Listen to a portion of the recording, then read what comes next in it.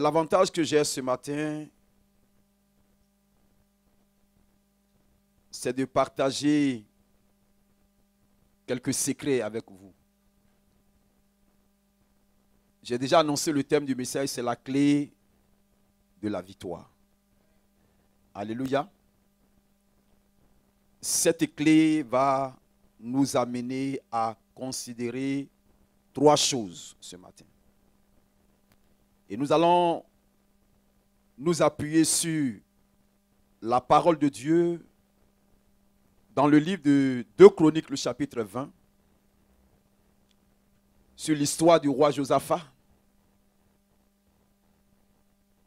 Et ce texte va nous amener à comprendre quelles sont les dispositions que Josaphat avait prises en son temps. Lesquelles dispositions doivent nous inspirer, doivent servir, n'est-ce pas, de boussole et de guide pour nous aider à posséder la clé de la victoire. Alléluia. C'est un roi qui était sage. Il fut le 4e roi dans le royaume de Juda. Vous savez que sous Roboam, Israël avait été divisé en 2 royaumes. Il y avait le royaume du nord, le royaume du sud. Il y avait le royaume de Juda et le royaume d'Israël. Et Josaphat, en tant que petit-fils de David, avait suivi les voies de son père. Et il s'est appliqué. Il a engagé des réformes. Il a rétabli le culte du vrai Dieu. Il a mis fin à l'idolâtrie. Il a exterminé tout ce qui était comme haut lieu, tout ce qui était élevé et qui était consacré au Dieu soleil. Et il a rétabli l'autel de Dieu à sa place. Et à cause de ce zèle qu'il animait, à cause des réformes qu'il avait engagées, Dieu a été avec lui et il a remporté des victoires partout où il passait. Il a succédé à son père Asa, qui avait aussi le même zèle que lui. Je vous invite à prendre avec moi 2 Chroniques, le chapitre 20, nous allons lire à partir du verset 1er. Après cela, les fils de Moab et les fils d'Ammon, et avec eux des Maonites, marchaient contre Josaphat pour lui faire la guerre. On vint en informer Josaphat en disant: une multitude nombreuse s'avance contre toi depuis l'autre côté de la mer, depuis la Syrie. Ils sont à Hatsasson Tamar, qui est en En-Gedi. Dans sa frayeur, Josaphat se disposa à chercher l'Éternel et il publia un jeûne pour tout Juda. Juda s'assembla pour invoquer l'Éternel et l'on vint de toutes les villes de Juda pour chercher l'Éternel. Josaphat se présenta au milieu de l'assemblée de Juda et de Jérusalem dans la maison de l'Éternel devant le nouveau parvis. Et il dit: Éternel Dieu de nos pères, n'es-tu pas Dieu dans les cieux? Et n'est-ce pas toi qui domines sur tous les royaumes des nations? N'est-ce pas toi qui as en main la force et la puissance et à qui nul ne peut résister? N'est-ce pas toi, ô notre Dieu, qui as chassé les habitants de ce pays devant ton peuple d'Israël et qui l'a donné pour toujours à la postérité d'Abraham qui t'aimait? Ils l'ont habité et ils ont bâti un sanctuaire pour ton nom en disant: si nous survient quelque calamité, l'épée, le jugement, la peste ou la famine, nous nous présenterons devant cette maison et devant toi, car ton nom est dans cette maison. Nous crierons à toi au sein de notre détresse, et tu exauceras et tu sauveras. Maintenant voici, les fils d'Ammon et de Moab et ceux de la montagne de Séhir, chez lesquels tu n'as pas permis à Israël d'entrer quand il venait du pays d'Égypte, car il s'est détourné d'eux et ne les a pas détruits. les voici qui nous récompensent en venant nous chasser de ton héritage dont tu nous as mis en possession. Ô notre Dieu, n'exerceras-tu pas des jugements sur eux, car nous sommes sans force devant cette multitude nombreuse qui s'avance contre nous, et nous ne savons que faire, mais nos yeux sont sur toi.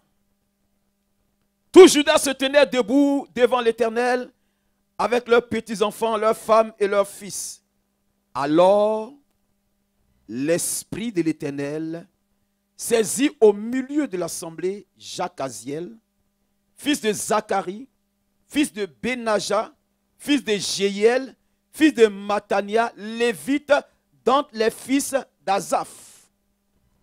Et Jacaziel dit, soyez attentifs, tout Juda et habitants de Jérusalem, et toi, roi Josaphat. Ainsi vous parle l'Éternel. Ne craignez point et ne vous effrayez point devant cette multitude nombreuse, car ce ne sera pas vous qui combattrez, ce sera Dieu. Demain, descendez contre eux, ils vont monter par la colline des Sites, et vous les trouverez à l'extrémité de la vallée, en face du désert de Jéruel. Vous n'aurez point à combattre en cette affaire. Présentez-vous, tenez-vous là, et vous verrez la délivrance que l'Éternel vous accordera. Oh, c'est magnifique. Juda et Jérusalem, ne craignez point et ne vous effrayez point. Demain, sortez à leur rencontre et l'Éternel sera avec vous. Josaphat s'inclina le visage contre terre, et tout Juda et les habitants de Jérusalem tombèrent devant l'Éternel pour se prosterner en sa présence. Les Lévites d'entre les fils des Kéatites et d'entre les fils des Coréites se levèrent pour célébrer d'une voix forte et haute l'Éternel, le Dieu d'Israël. Le lendemain, il se mit en marche de grand matin pour le désert de Tekoa. À leur départ, Josaphat se présenta et dit, écoutez-moi Juda et habitants de Jérusalem, confiez-vous en l'Éternel, votre Dieu, et vous serez affermis. Confiez-vous en ses prophètes et vous réussirez. Puis d'accord avec le peuple, il nomma des chantres qui, revêtus d'ornements sacrés, et marchant devant l'armée, célébraient l'Éternel et disaient, louez l'Éternel, car sa miséricorde durera toujours. Au moment où l'on commençait les chants et les louanges, l'Éternel plaça une embuscade contre les fils d'Ammon et de Moab et ceux de la maison de Séir qui étaient venus contre Juda.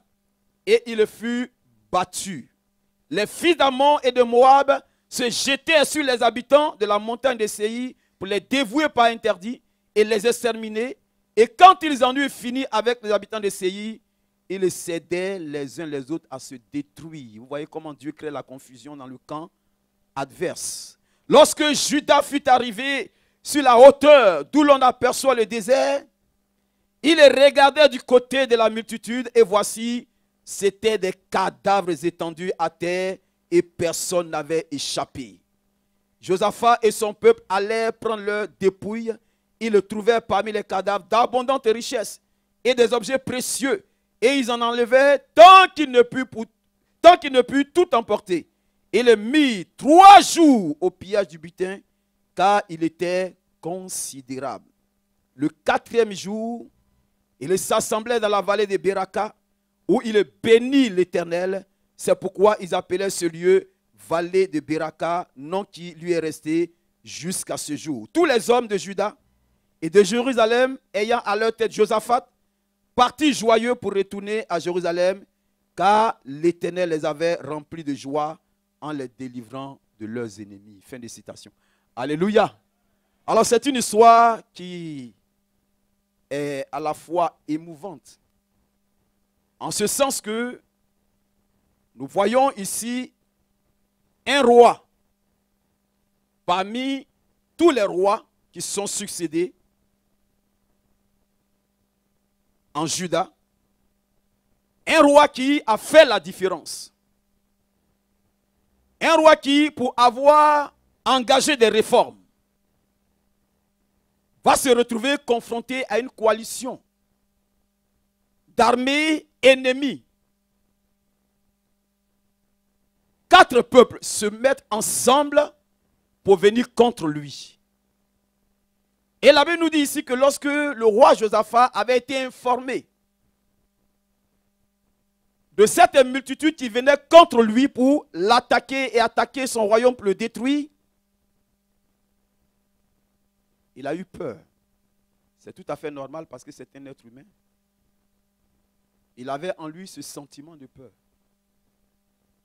Mais la peur qui l'a animé ne l'a pas entraîné dans la fuite, ne l'a pas entraîné dans la défaite, ne l'a pas entraîné à démissionner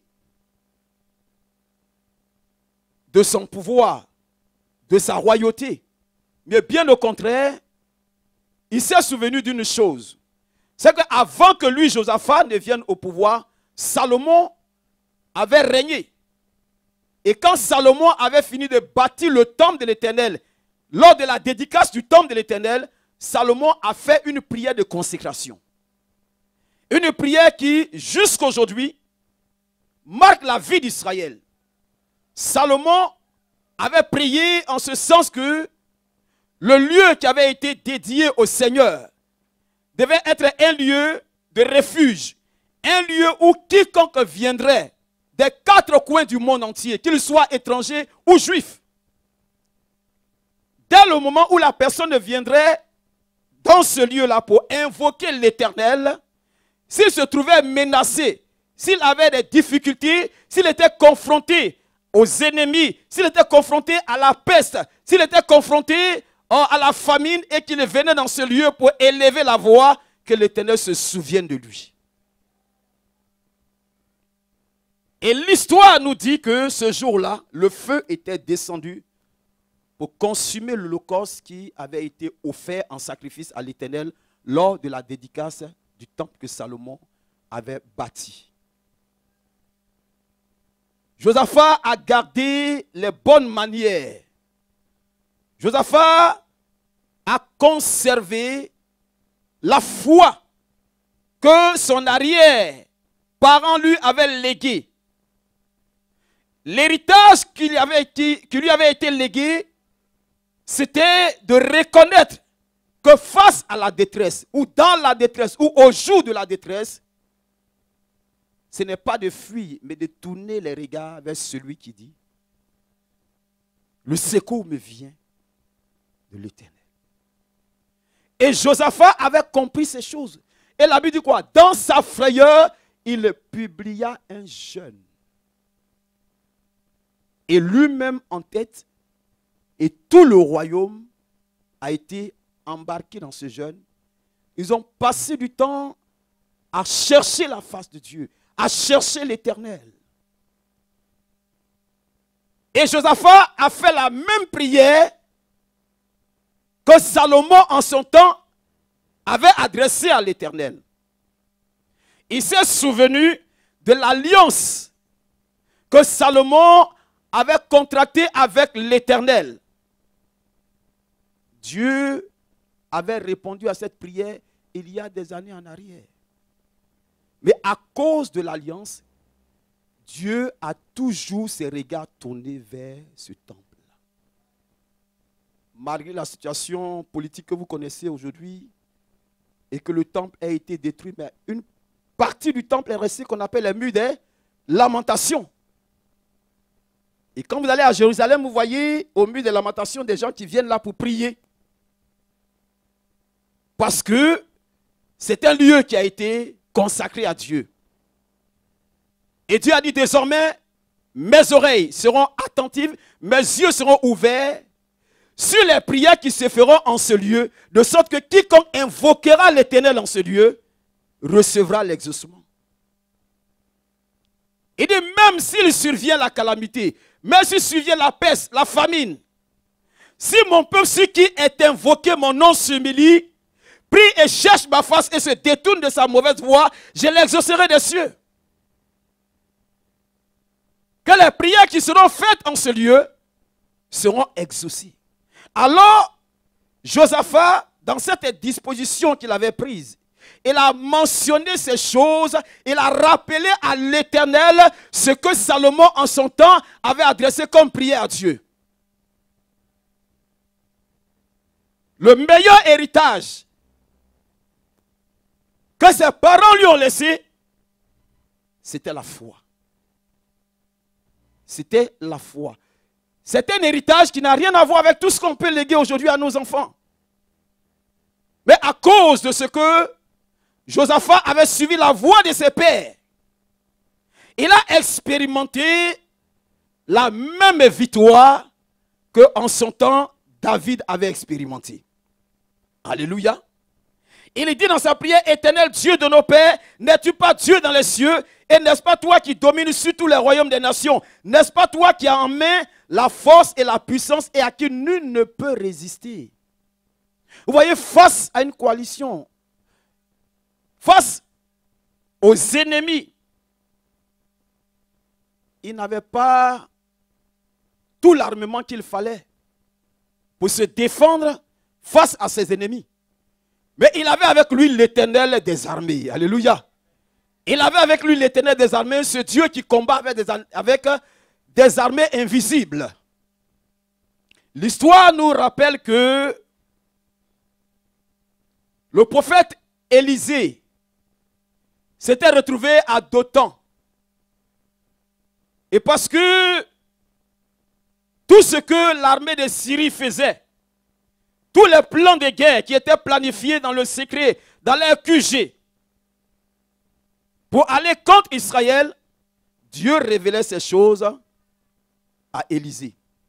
De sorte que Élisée appelait le roi à cette époque pour lui dire, les ennemis vont venir, ils passeront par tel endroit, par tel endroit. Et chaque fois que les gens venaient contre Israël, leur coup échouait parce que Dieu révélait le secret au prophète Élisée. Alléluia. C'est extraordinaire parce que nos ennemis sont d'abord invisibles avant de se manifester dans le visible. Nous ne les voyons pas, mais nous nous sentons attaqués et menacés. Dans nos songes, dans nos rêves, ou par certaines maladies bizarres qui nous arrivent qu'on ne comprend pas, ou par des situations qui viennent pour nous barrer le chemin de nos projets, de ce qu'on entreprend de faire. Et quand ils ont essayé dans le secret et qu'ils n'obtiennent pas gain de cause, ils finissent par se manifester physiquement. Mais je bénis Dieu parce que notre Dieu est un Dieu révélateur. Il est un Dieu qui révèle les choses cachées. Il dit, et invoque-moi et je te répondrai. Je t'annoncerai des grandes choses, des choses cachées que tu ne connaissais pas. C'est à genoux. C'est dans la prière. L'un des secrets par lequel tu vas obtenir la clé de la victoire, c'est premièrement la prière. Mes frères, rien ne peut égaler la prière. Rien ne peut se comparer à la prière. Cesse de prier et tu es un homme et une femme morts ou mortes.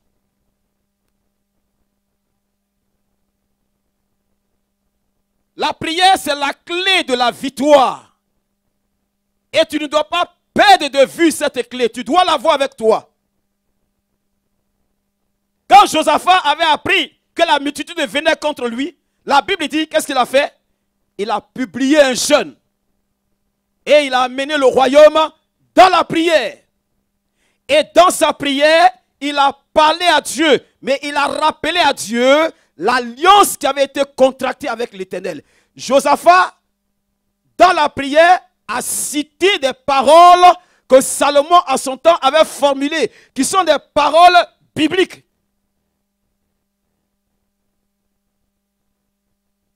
Quand tu entres dans la prière, tu dois rappeler à Dieu les promesses de Dieu. Seigneur, tu as dit dans ta parole, invoque-moi au jour de la détresse, je te délivrerai et tu me glorifieras. Voilà la situation dans laquelle je suis, Seigneur. j'ai besoin de ton intervention. Et comme nous l'avons vu, Dieu ne peut rien faire sinon la réponse à nos prières. Si tu ne pries pas, que tu croises les bras, tu donnes l'occasion à l'ennemi de prendre de l'avantage sur toi. Mais quand tu pries, tu prends l'avantage sur l'ennemi. Vous vous souvenez que lorsque Amalek s'était levé contre Israël, Josaphat était descendu dans la vallée sur l'ordre de Moïse pour aller combattre les Amalécites. Mais pendant que Josaphat était dans la vallée, Moïse était sur la montagne. Il était au sommet. Le sommet, c'est l'image de la prière d'intercession. Il était sur le sommet. Il avait les mains levées vers le ciel. Et aussi longtemps que Moïse élevait les mains, la Bible dit quoi? Israël avait l'avantage, Israël était fort. Mais quand Moïse baissait les mains, Amalek prenait le dessus. Donc Aaron et Hur ont compris qu'il fallait trouver des stratégies pour que les mains de Moïse soient levées. Ils ont tenu les mains de Moïse levées du matin jusqu'au soir. Parce que le combat était de taille, le combat était rude. Nous étions ici le vendredi, pour ceux qui ont l'habitude de venir à la prière. Et je voudrais t'encourager ce matin à le faire. Parce qu'il n'y a pas 1000 façons de s'exercer dans la prière que de venir aux réunions de prière. Il n'y a pas 1000 façons d'être un homme et une femme de prière que de venir aux réunions de prière. C'est vrai. Nous venons les mercredis pour être enseignés, c'est une bonne chose. Mais l'enseignement à lui seul ne suffit pas. Il faut joindre à l'enseignement la prière. Il faut donner à l'enseignement des mains pour que la parole que tu reçois puisse également s'accomplir. Tu reçois des révélations, tu reçois des prophéties. Mais si tu ne donnes pas l'occasion à Dieu d'intervenir, tu vas recevoir les prophéties, tu les garderas avec toi pendant des années, tu ne verras pas leur accomplissement. Parce qu'il faut que la prière donne du tonus, du mouvement, permet, n'est-ce pas, au ciel d'entrer en mouvement, d'entrer en action dans ta vie. Parce que Dieu veut entrer en action dans ta vie, mais tu dois lui donner l'occasion de le faire par tes prières. Ce n'est plus le temps de jouer. Ce n'est plus le temps de dormir, ce n'est plus le temps de plaisanter. C'est le temps de se lever. Dieu m'a dit, il y a quelques semaines en arrière, de vous dire que nous devons poursuivre la gloire. Mais cette gloire-là, nous ne devons l'atteindre que par la prière. Dieu est prêt à régler le compte à tes ennemis. Dis Amen. Dieu est prêt à régler le compte à tes ennemis. Ceux qui t'empêchent d'entreprendre, ceux qui t'empêchent de te lever, ceux qui t'empêchent d'avancer, ceux qui t'empêchent de réussir, ceux qui t'empêchent d'être victorieux, Dieu est prêt à régler leur compte. À partir de maintenant, là où je te parle, Dieu s'engage dans le combat. Ce n'est pas ton combat, mais c'est le combat de l'Éternel. Alléluia.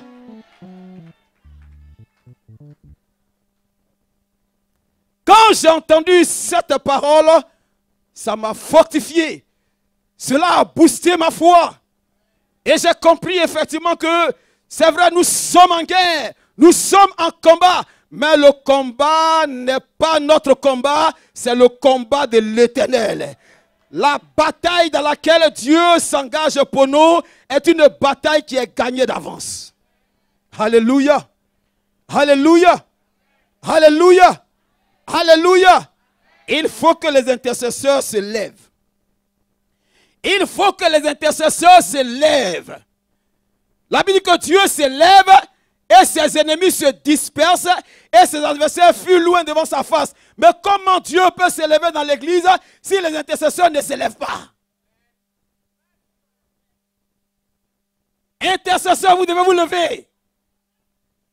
Intercesseurs, vous ne devez pas manquer de prier. Jusqu'à ce que Dieu rétablisse sa gloire dans sa maison, vous ne devez donner ni nuit, ça dit ni repos. Il a dit quoi? Je ne donnerai point à mes yeux le sommeil. Jusqu'à ce que Dieu rétablisse Jérusalem dans sa gloire. Non, je ne peux pas accepter que ma situation soit dans un statu quo. Et je suis là, je dors, et je mange. Et je ne me soucie de rien. Et je ne prends pas conscience qu'il faut que je crée en moi une sainte révolution. Je n'ai pas à combattre contre la chair et le sang. Mais il y a des ennemis qui sont contre moi. Alors si je veux que mon Dieu s'engage dans la bataille pour moi, je dois me lever. Et quand je me lève, mon Dieu se lèvera avec moi. Alléluia. La clé de ta victoire passe par la prière, passe par le jeûne. Le jeûne et la prière, les deux vont ensemble. Les deux font un. Tu ne peux pas jeûner sans prier. Et si tu pries, Dieu te conduira à un certain moment à jeûner pour régler la situation. Maintenant, si tu jeûnes et que tu ne pries pas, tu te prives de la nourriture, tu fais une grève de faim. Il n'y a pas d'exaucement. Parce que Dieu ne se reconnaît pas dans ton jeûne. Il ne faut pas faire comme les hommes politiques qui jeûnent pendant... Enfin, ils font des grèves de faim parce qu'ils veulent qu'une situation soit réglée. Et on leur envoie des soins pour prendre soin d'eux. On les soigne, etc. Non. Tu dois prier comme le veut ce jour. Parce qu'il y a le jeûne selon Dieu. Et il y a le jeûne qui est selon la chair. Le jeûne qui est selon la chair, c'est que quand on fait ce jeûne-là, on est fâché contre tout le monde. Comme si c'est quelqu'un qui t'avait obligé à jeûner. Et tu te disputes, tu fais des palabres avec les gens, tu t'énerves. Tu gardes des rancunes et puis tu jeûnes. C'est quel jeûne ça? Un jeûne qui n'aboutit pas à la repentance, ce n'est pas un jeûne. C'est un faux jeûne. Mais le vrai jeûne, c'est ce jeûne-là, que lorsque je le prends, ce que je devais manger, je donne ça aux autres. Je me prie pour les autres. Dans cette période de jeûne, je fais la paix. Je crée en moi un climat de paix. Je fais en sorte que rien ne fasse obstacle à ma prière. J'évite de me mettre en colère, j'évite de me disputer, j'évite d'être rancunier. Je donne ma propre subsistance aux autres. Mais je passe du temps dans la prière. Je ne passe pas une journée sans pouvoir prier. Parce que je suis en train de jeûner. Alléluia. La semaine dans laquelle nous allons entrer, nous allons commencer un jeûne du 10 au 22 mai. Un jeûne de 12 jours. Ça commence le mercredi. Et nous allons organiser des moments de prière ici, les soirs. À partir de 19h30, nous devons être là pour prier ensemble. Parce que pour que le jeûne puisse porter du fruit, il faut qu'il y ait un accord. Il faut qu'il y ait l'unité. Dieu m'a parlé pour me dire que sa gloire ne se manifestera que dans l'unité de l'esprit. Il faut que le peuple soit uni. Il faut que vous et moi, tous ensemble, avec les pasteurs, nous soyons unis dans la prière pour que Dieu intervienne. Parce que jamais dans la Trinité, il y a eu la division. Le Père, le Fils, le Saint-Esprit étaient en accord. Et sont toujours en accord jusqu'à aujourd'hui. C'est pour cela que le Fils ne fait que ce qu'il voit faire au Père. Il ne fait pas le contraire. C'est ce qu'il voit faire au Père, c'est ce qu'il fait. Il dit jusqu'à présent, mon Père agit, moi aussi, j'agis. Alors, quand un tel moment est organisé, est lancé, tous ensemble, dans un commun accord, nous devons aller dans la présence de Dieu. Donc, le jeûne et la prière, voici déjà des éléments qui vont te permettre d'entrer dans ta victoire. Le deuxième élément dont je vais faire mention à partir du texte que nous venons de lire, c'est la foi de Josaphat. La foi. La foi.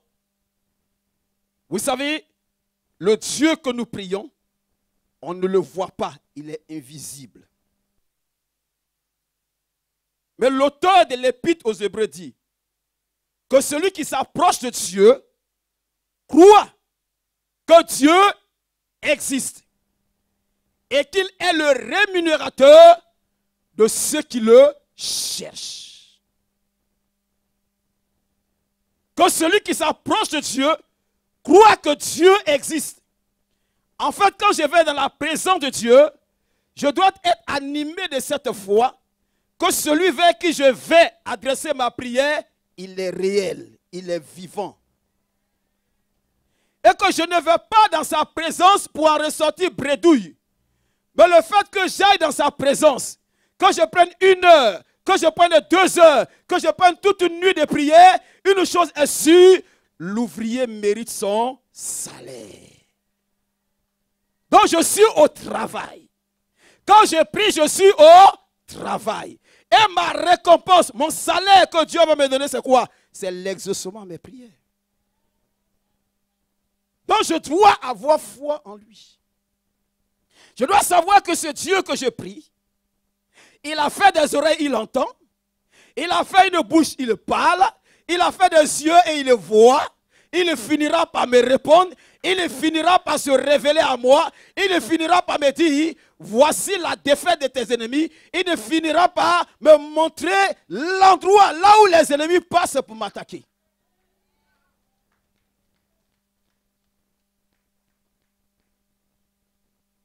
Quand Josaphat a prié et qu'il a mis sa foi en action, il a eu confiance en l'Éternel, ce qui s'est passé, c'est quoi?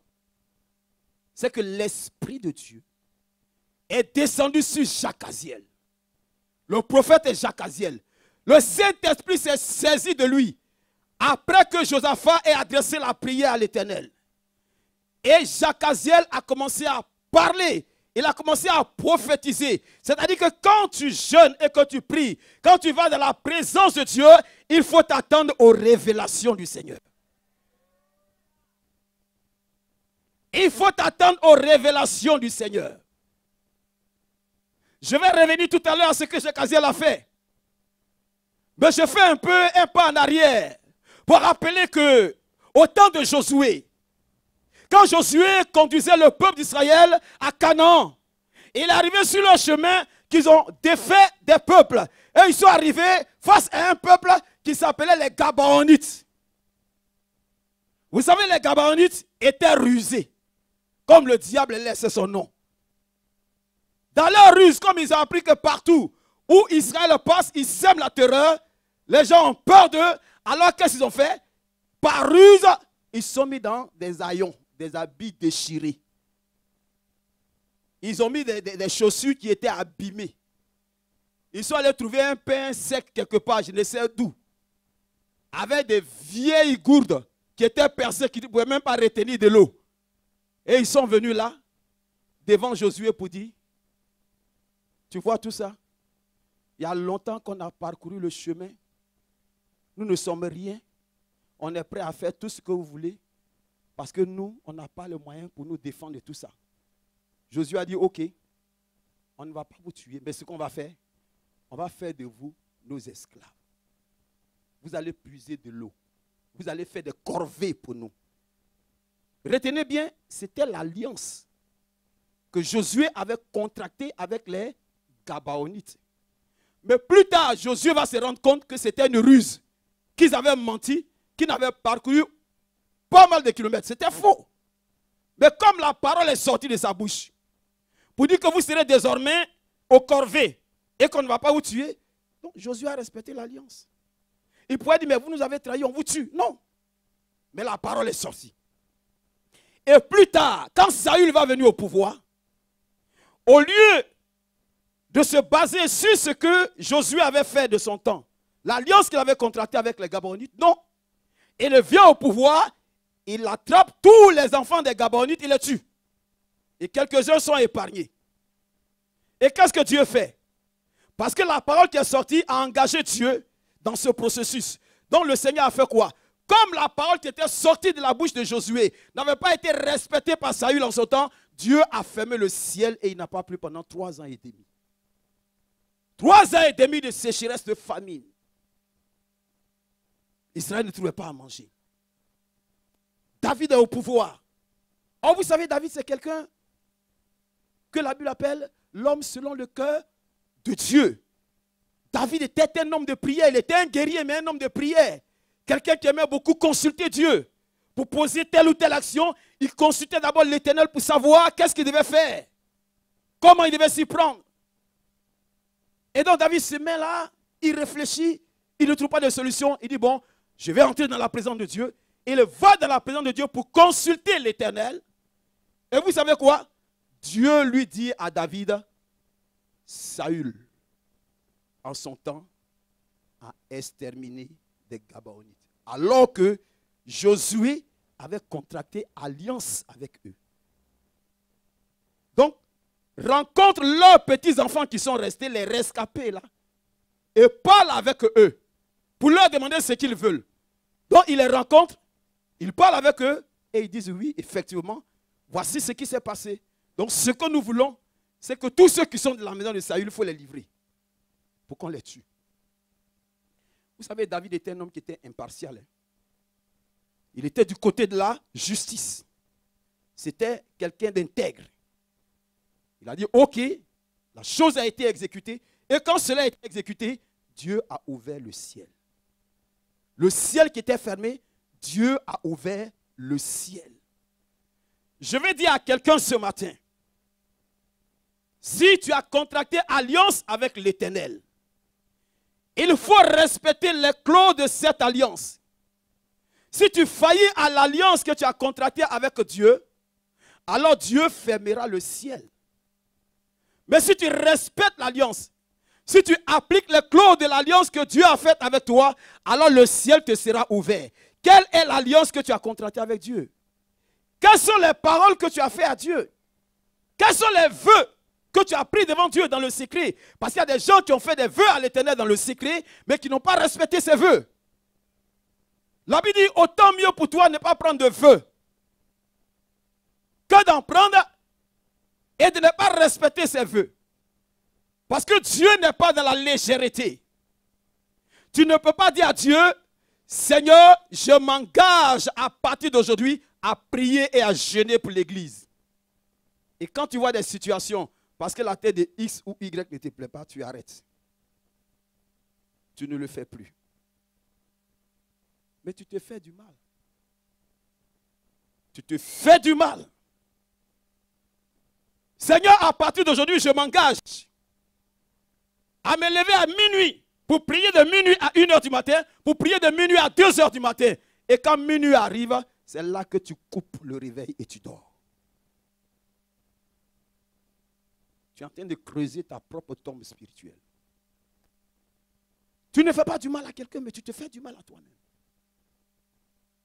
Parce qu'en fait, Dieu est toujours prêt.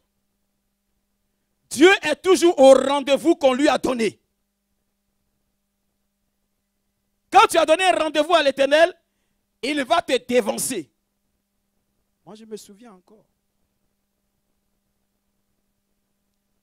À un moment donné de ma marche avec le Seigneur, j'étais encore sur les bancs de l'école. Quand une nuit je dormais, j'étais à l'internat dans un établissement. Et puis, au milieu de la nuit, entre 1h et 2h du matin, c'est en Afrique. C'était un endroit où il y avait des moustiques, donc on mettait des moustiquaires pour se protéger des piqûres, des insectes, des moustiques. Et je dormais et entre 1h et 2h du matin, quelqu'un me tape par le pied. Quelqu'un me bouscule le pied, me tape le pied, me tape le pied. Et puis je me réveille en sursaut. Et puis je regarde, je ne vois personne. Et le Saint-Esprit me dit, mais tu as dit que tu devais te lever à cette heure-ci pour prier. En fait, je suis venu pour te réveiller. Mais Dieu est réel. Dieu est réel. Tout dépend du degré de ta communion avec Dieu. Du degré de ta consécration avec Dieu. Ne fait pas ça avec des gens qui sont légers. Ils prient 5 minutes et puis ils baillent. 5 minutes, il va bailler au moins 10 fois. Et puis après, Seigneur, oh bon, que ton nom soit béni. Ça ne peut pas t'arriver, ces choses comme ça. Mais quelqu'un qui est au sérieux avec Dieu, qui prend du temps devant le Seigneur, Dieu fait en sorte que tu n'as pas besoin même d'horloge. Mais lui-même devient ton horloge. Il règle ton temps. Il réglemente ton temps. Et il permet que, à ce moment-là, il permet que tu te réveilles. Mais quand il permet que tu te réveilles, lève-toi.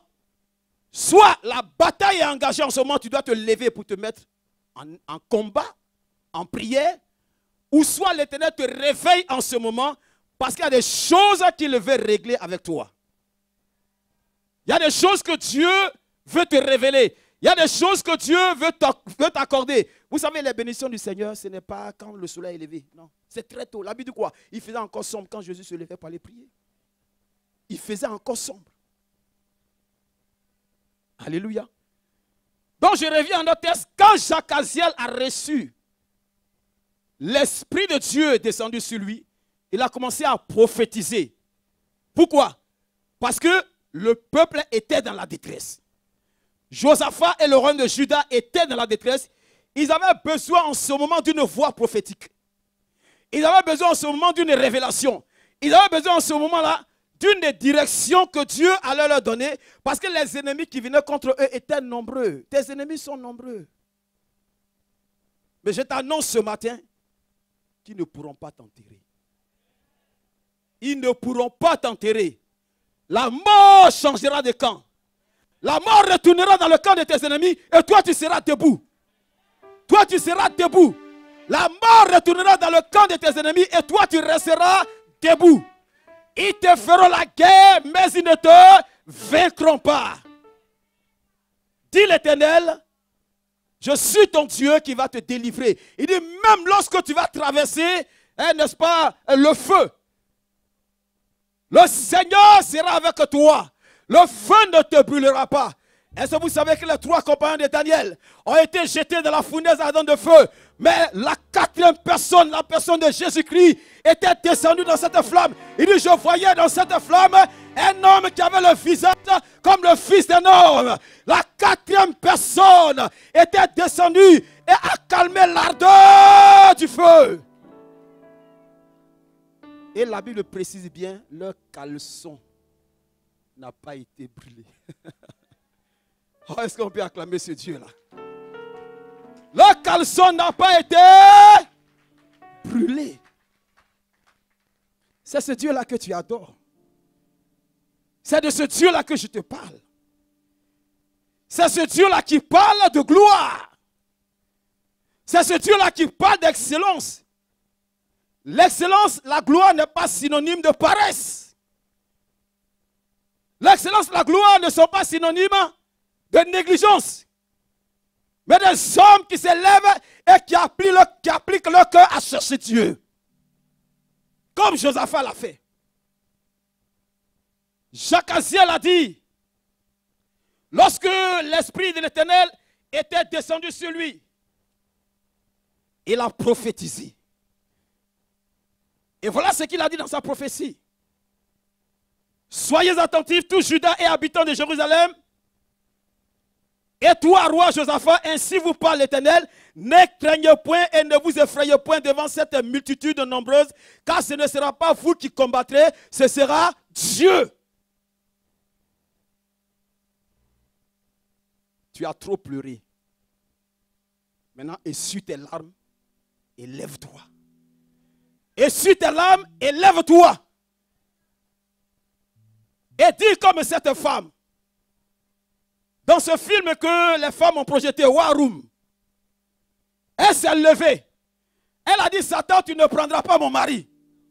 Tu ne prendras pas ma maison. Où que tu sois. Ça dit que quand ça arrive à un certain moment donné, on dirait de la folie. Mais la folie de Dieu est plus sage que la folie en tant que telle. Elle s'est levée. Elle a dit, Satan, où que tu sois, tu dois sortir de cette maison. Tu lâches le cœur de mon mari. Parce qu'il y a une femme qui avait pris son mari, qui était sur le point de pécher avec son mari.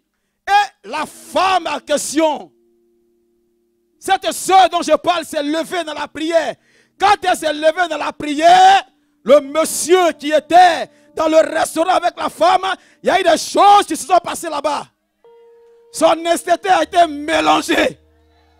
Il n'a pas pu boire ce que la femme avait mis devant lui. Il allait vomir tout ça.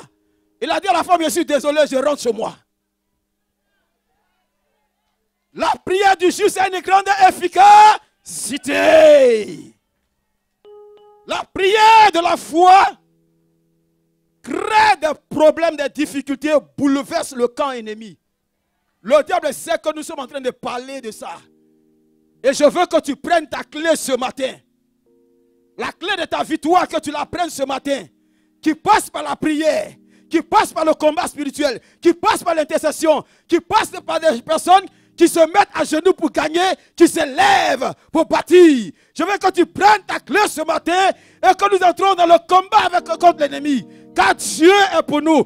Et si Dieu est pour nous, qui sera contre nous? Il dit, que peut me faire des hommes? Même si une armée se campait contre moi, je serai cela, oh, malgré tout, plein de confiance en l'Éternel.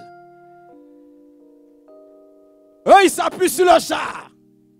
Ils s'appuient sur leur pouvoir financier. Ils s'appuient sur leur pouvoir matériel. Mais nous nous appuyons sur l'Éternel. Et au nom de l'Éternel, il tombe. Alléluia.